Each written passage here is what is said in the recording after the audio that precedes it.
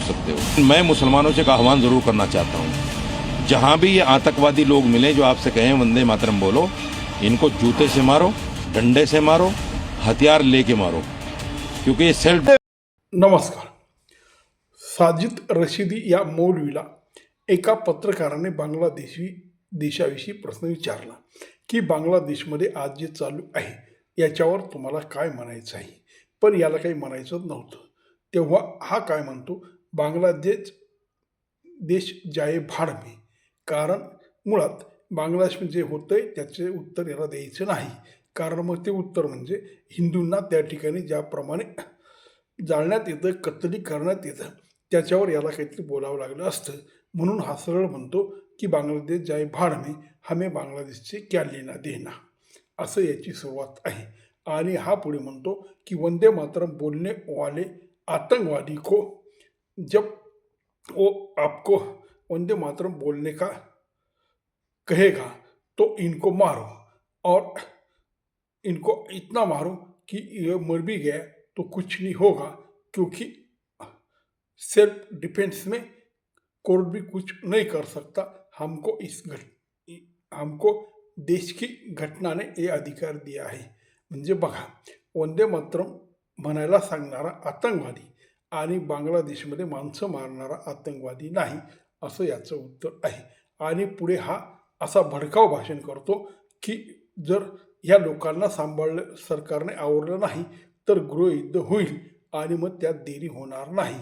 म्हणजे दंगा भडकाने वाला गृहयुद्धची धमकी नाही, पण वंदे मातरम जो म्हणेल त्यावेळेस मात्र गृहयुद्ध होईल, असा याचं म्हणणं आहे. म्हणजे राष्ट्रीय गीत गाणारा, सांगणारा, आग्रह करणारा हा मात्र आतंकवादी आणि प्रत्यक्ष माणसं मारणारा आतंकवादी नाही, अशी यांची सोच आहे. खरं तर मित्रहो, आजकाल म्हणजे काँग्रेसच्या काळात सुद्धा हे एवढे लोक बडबड करत नव्हते. त्यापेक्षा आता BJPच्या काळात हे जास्तच बडबड करायला आणि आतंकी भाषा वापरायला लागले. कोण जिहाद करना पडेगा, कोण गृहयुद्ध होईल, कोण म्हणतो की जेएनची चळवळ येईल. आणि ज्या पद्धतीने बांगलादेशमध्ये घडलं, ज्या पद्धतीने नेपाळमध्ये घडलं, तसे तरुण उठाव करतील आणि मोदीला हाकलून देतील, अशा प्रकारचे हे लोक बोलत असतात.